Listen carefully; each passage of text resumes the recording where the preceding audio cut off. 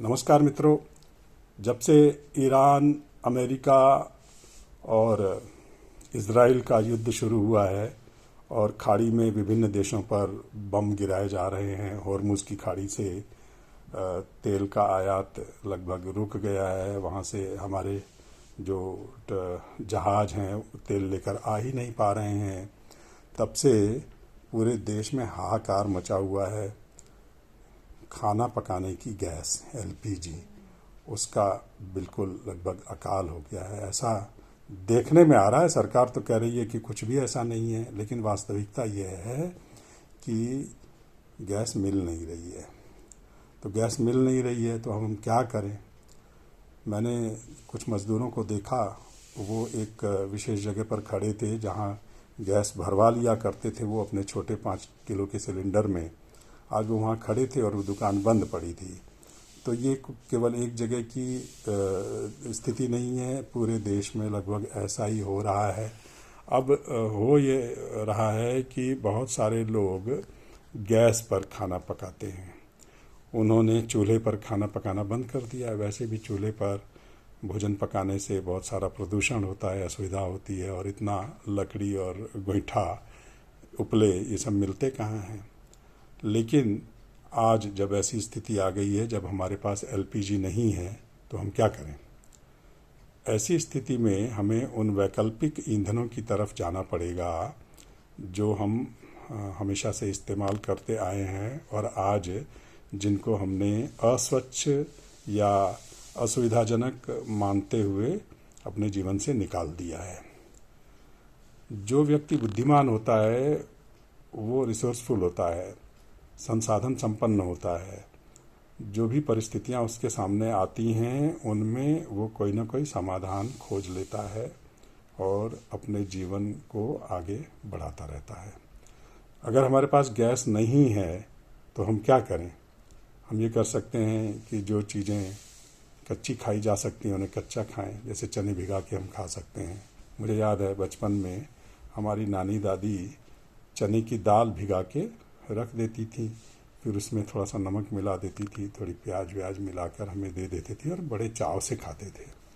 तो घर में अगर ईंधन नहीं है तो जो अन्न हम कच्चे खा सकते हैं, भिगा के खा सकते हैं, थोड़ा मोड़ा उनमें रूपांतरण करके खा सकते हैं, अंकुरित करके खा सकते हैं, उन्हें हमें खाना चाहिए, उन्हें अपने भोजन का अभिन्न अंग बनाना चाहिए।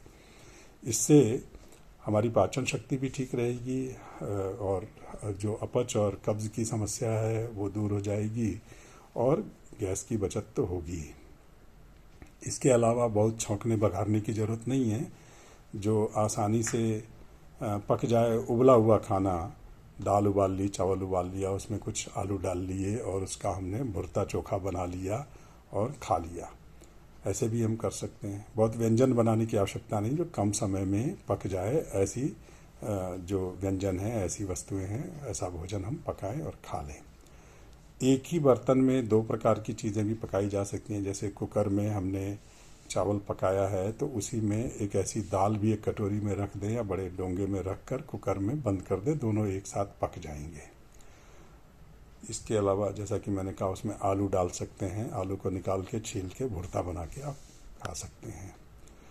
कई बार जो ढोकड़ी होती है, दाल ढोकड़ी, दाल में आप आटे की रोटी नुमा जो वो है उसको आप डाल लीजिए और उबाल लीजिए। जब आधी दाल उबल गई उसको डाल लीजिए आटे को और आप उसको निकाल कर खा सकते हैं, दाल के साथ खा सकते हैं, बड़ा स्वादिष्ट लगता है।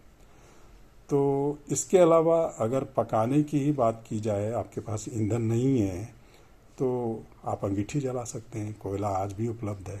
हमारे देश में कोयले के विपुल भंडार हैं। हम दुनिया में सबसे ज़्यादा कोयला उत्पादन करने वाले देशों में थे। तो कोयला हमारे पास आज भी उपलब्ध है। मुझे लगता है कि सरकार को भी इस दिशा में लोगों को प्रेरित करना चाहिए कि आप कोयले की अंगीठी पर भोजन पकाएं, क्योंकि अगर नहीं तेल मिल रहा है, नहीं गैस मिल रही है तो क्या करेंगे, मर तो जाएंगे नहीं। तो चलिए कोयले पर भोजन पकाना शुरू करते हैं। मुझे लगता है कि इस बारे में सरकार को कुछ सोचना चाहिए। इसके अलावा लकड़ी अगर है तो लकड़ी पर भी हम बना सकते हैं। सौर ऊर्जा का हम बहुत अधिक उपयोग कर सकते हैं। सौर ऊर्जा जैसे मैंने अपने घर में 6 किलोवाट का एक कनेक्शन ले लिया है, पैनल लगा लिया है। तो पैनल लगाने के बाद अब मैं काफ़ी सौर ऊर्जा उत्पन्न कर रहा हूँ।